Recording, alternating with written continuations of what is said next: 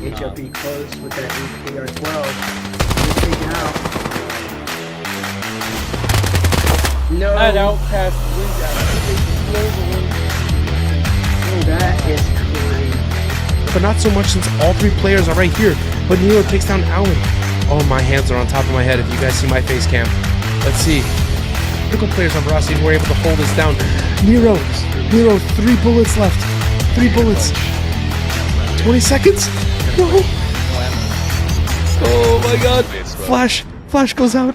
Let's go, Nero. Let's go. He's low. No.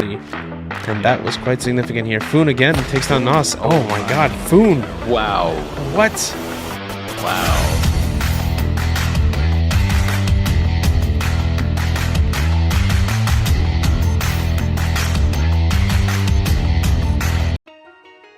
Alright, so my name is Reno. I'm currently in Team Savant. I don't have a fixed role. I kind of fill in what needs to be played. Most of the time I do play support or I just lurk. I can entry also, but I wouldn't say I have a fixed role. I'm kind of flexible. So I've been in the North American scene for about 2 years now. I joined a series of clients throughout my time here, and I can say that it was a alright experience. And I wouldn't still be here if I didn't enjoy the game or the company of some people, you know. Yeah. So my team isn't really just a team that I just play with. I see something different, you know. I see potential and I see growth. I have had the opportunity to go and join other clans or play in other clans, but you know, I feel like the journey with those team members and that chemistry that you build is more important, and it's more fulfilling when you do accomplish something with that team. You know what I mean? So it kind of like makes you want to put in effort and makes you want to play just so that your team becomes the best eventually or becomes really good eventually.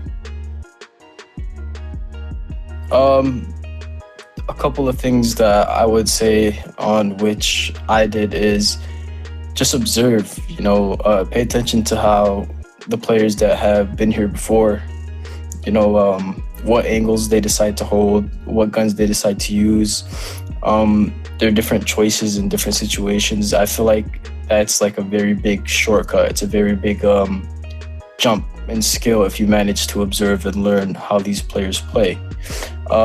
One thing is your aim.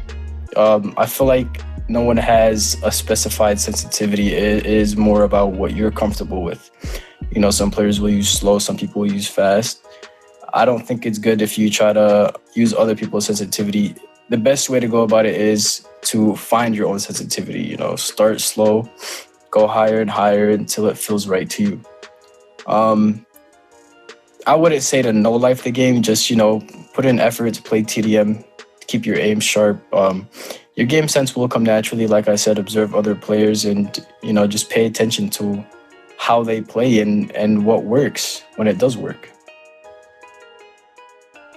So I wouldn't say I have very notable achievements because in the beginning I was on phone and I was always surrounded with very low tier players. So I didn't really have anybody that I could, you know, compare to or look up to. I was always in a very, you could say I was like in a pond, you know. You could say the scene was very big and I was in a pond. You know, I haven't met half of the top NA players, so I didn't really know what I was missing out on, and I thought I was already good enough until I really did get introduced to the scene, you know. And it was really hard for me to catch up because I was playing on a phone that had 30 FPS, you know, 20 FPS, sometimes even 10. It was very hard for me to keep up, and it was very hard for me to, like, you know, compete with others at that time. And I never really got the chance to play on a good team to learn most of the things that I was talking about earlier, like shortcuts, you know, pay attention to how they play. I never really got that chance. So it's just now recently that I've been getting better. And that's why I kind of said that I wanted to grow with my team, because every day we learn something new and every day we get better. You know what I mean? And it's good for me because I feel that an achievement is coming soon. I wouldn't say I look up to anybody. There are a couple of people that I acknowledge and some people that I respect. In terms of, just the game, this is disregarding personality or, how they are in general. I can mention a few names.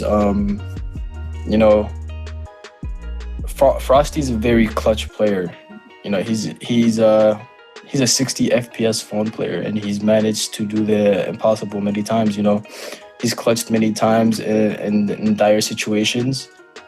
Another person that I could say is notable, even though he does have a weird personality, is Misty. Misty, in my eyes, is pretty consistent, with his kills and his game sense. He's just very clutchy. You can count on him most of the times. I feel like he's Outcast's best player too.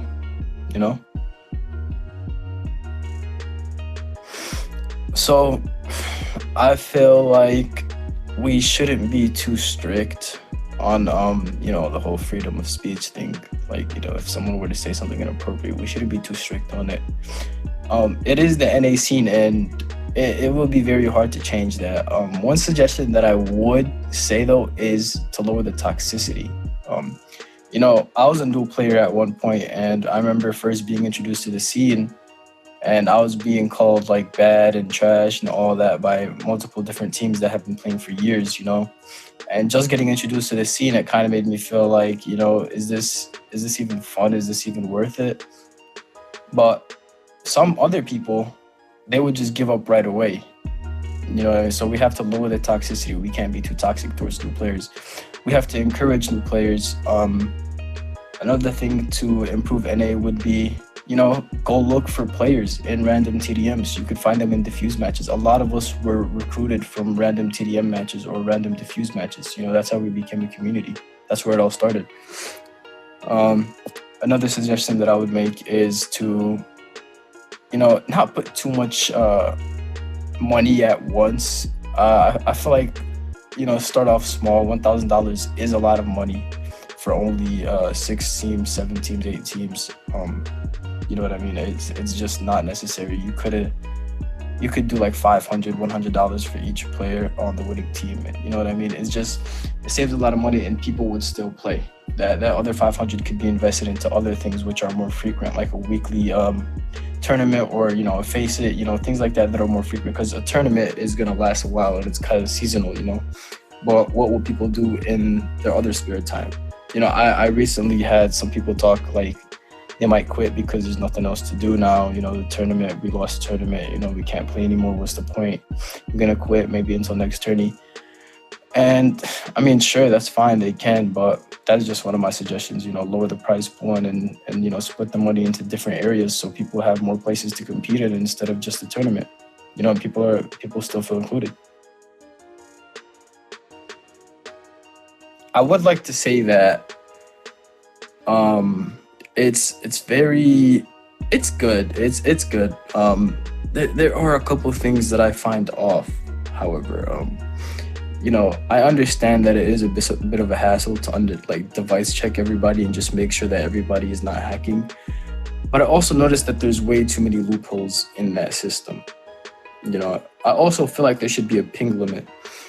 At least 150 plus ping limit or 130 plus ping limit, because at that point, it's not your Wi-Fi. It's just, you're in a different region. And if you're not in NA, then you're coming from a different region to play in NA and take away the prize pool that is supposed to be given to NA players to encourage them to keep playing.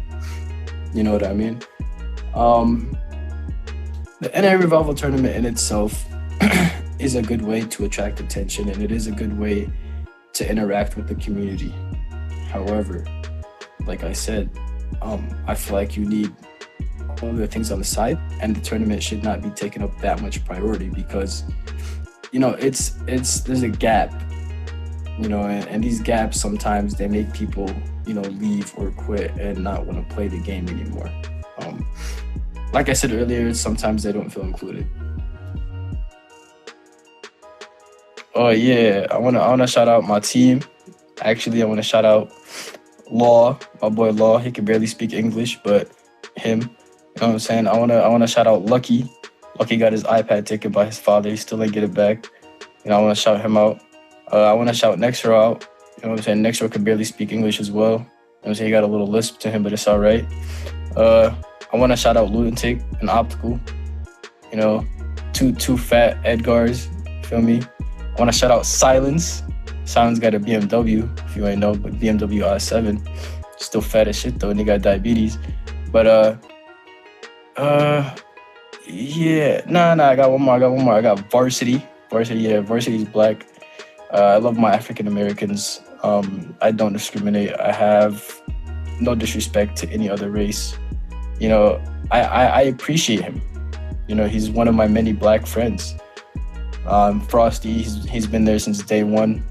You know what I mean? He is kind of weird. He changes up sometimes, but all in all, he's cool. Ciblo needs to just, I don't know, Ciblo needs to go to boot camp or just put the phone down. That's about it.